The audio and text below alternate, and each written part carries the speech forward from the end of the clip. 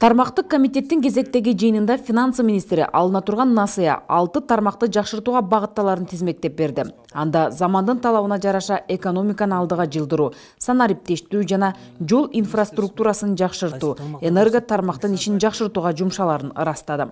Макроэкономика стабилизация боюнча көрсөтүштөр бар. Экинчи, мамлекеттик финансынын башкаруу боюнча. Үчүнчү, салык администрирование жакшыртуу. Депутаттын пикиринде саны көп, сапаты жагынан натыйжасы аз, суммасы асман чапчыган насыялар алынууда. Борбор Азия боюнча сырт жактан ар кайсы булактардан эң көп насыя сураган Кыргызстан. Карызга алынган каражаттар өндүрүштү колдоого жумшалса, насыя өзүн өзү актаарын белгилейт. Сиз министр катары мага айтсаңыз, ушул тышкы карыздарды чектөө боюнча кандай бир пландар барбы, же ушинтип эле карыз алып кете беребизби? Түздөн-түз ошо экономикага жөнөтө турган мына фонд туризма, индустриальный фонд, ГИК, мына ошол тармактарга 6% кредиттер боюнча бул баары экономикага барып, биздин жарандарыбызга дешевый кредитный ресурсы болуп иштете турган ушундай да механизм менен. Андыктан талкууда депутат насыянын канча бир пайызын ички инвестициялык абалды жакшыртуу үчүн атамекендик өндүрүштү колдоп, ишкерлерге жок дегенде 3% менен берилсе, жумуш орундары түзүлүп, мамлекеттик казынага салык төлөнөрүн сунуштады. 160 миллион доллардан канча бир бөлүгүн ишкерлерге берсек, калкка берсек дегенде 1% алып атсаңар, 2%-тен 100% берсеңер, ишкерликтер өнүгөбү дейм да, налогто көп төлөнөт, иш орундары менен камыс болот элдер дегенде. Анан кредитти кайра кутуларда жеңил болот деген да. Акчанын айрым бөлүгү энергетика тармагына тартылган, бирок конкреттүү түрдө так жана кандай жумшалары көрсөтүлбөгөнүн эл өкүлү сынгалды. Таптакыр келечектеги жоопкерчиликтен коркпой атасыңар. Таптакыр коркпой атасыңар.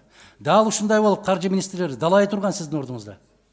Силер ушул эле кредитти алып эле койгон болсок, жолубуз Швейцариянын жолу болот, айыл чарбабыз Израилдики болот, уйларыбыз Голландияныкы болот. Натыйжада бүгүн же Голландиянын уйлары жок, же Австралиянын кочкорлору жок, же жүрүп жүргөн жолубуз жок, министрдин жыты да жок, бирок карыз мени менен сиздин мойнуңузда илинип турат. Бай өлкөлөрдүн баары насыя алып өнүгүүдө. Ошол биз өнүгүүгө карай жылыш үчүн ушундай бюджетке чоң каражаттар талап болот. Бул туура эле. Бөлүп ала тургандагы мамиле кылып атабыз да, бул долбоорду колдойлу.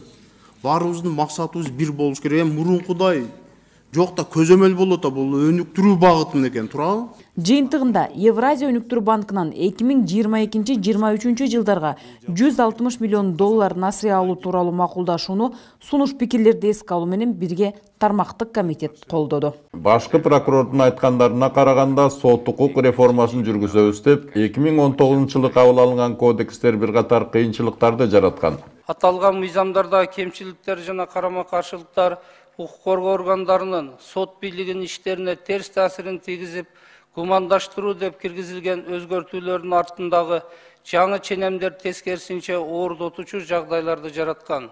Ошентип жазык процессуалдык жоруктар жана бузуулар кодекстериндеги кемчиликтер аны менен иш алып барган укук коргоо органдарынын иштерине оор сокку болгон.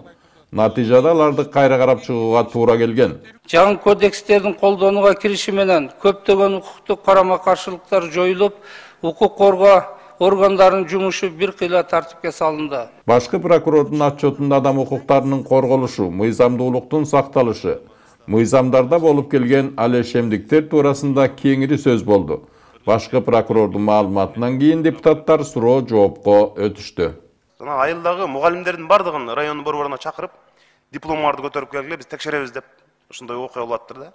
Айылдагы жөнөкөй мугалимди район борборуна прокуратурага чакырып атат деген сөз бул абдан чоң мындай моралдык сокку болот экен.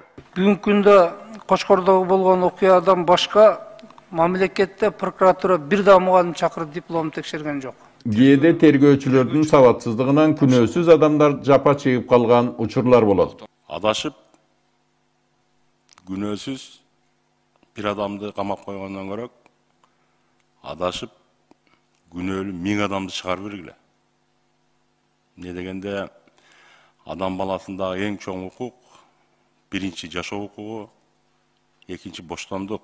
Тергөөдөн кемчилдик кетип, туура эмес козголуп, соттон аныкталып актыла турган болсо, Ал мыйзамдуу акталып атса сунуш жазба деп атабыз. Андан соң башкы прокурордун отчету пленардык жыйынга чыкты. Мыйзамдуулуктун сакталышына көзөмөлдүк кылуу 2021-жылы жасалган иштер туурасындагы маселе дагы бир катар суроолорду жаратты. Карапайым калктын чөнтөгүн тазалап кетип жаткан финансы пирамидалары олуттуу көйгөй болуп калып жаткан. Финико компаниясына мага Бишкек шаарынын пенсиядагы медик Уржанова эжекебиз кайрылыптыр.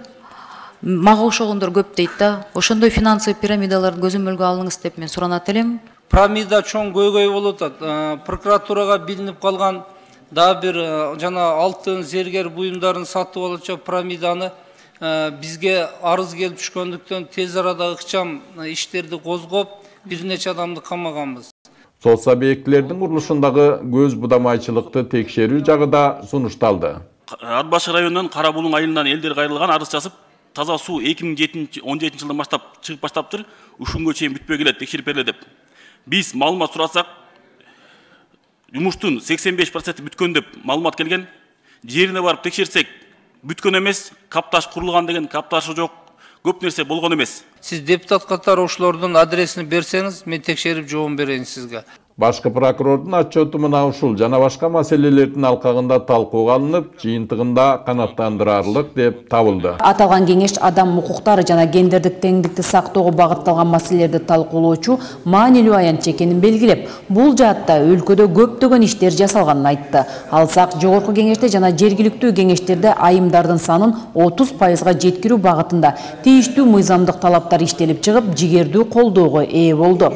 Мындан тышкары аялдарга жана балдарга карата зомбулукту жоюу максатында тийиштүү мыйзамдык базаны чыңдоо аракеттери көрүлүүдө. Андыктан бул кеңеш бардык маселелерди ар тараптуу талкуулап, сунуш пикирлерди берүү менен жакшы мыйзам актыларын иштеп чыгууга көмөк көрсөтөрүн айтты. Эң негизгиси ушул аялдар жагынан, аялдардын укугун камсыз кылуу жагынан бир топ кыйынчылыктар жаратат. Ошондой болбош үчүн биз квота түрүндө партиялык системаны калтырып, анын негизинде аялдардын укугун камсыз кылып бериш керек деп, бирден бир ошол биздин кеңеш менен жасаган иштердин натыйжасы. Эң алгач жогорку кеңештин төрагасы Талант Мамытов аталган кеңештин негизги максаты ишкерлерге татыктуу шарттарды түзүп берүү экендигин баса белгиледи. Бүгүнкү күнү урматтуу президентибиз Садыр Нуркожоевич тиешелүү тапшырмаларды берип, бизнес чөйрөнүн өкүлдөрүнө тиешелүү шарттарды түзүү боюнча өзүнүн жарлыгын чыгарып, бардык аракеттерди жасап атат. Ишкерлер менен эр шаркка иш алып баруунун улам барган сайын жакшырып баратканына эл депутаты Шарапатхан Мажитова да токтолуп өттү.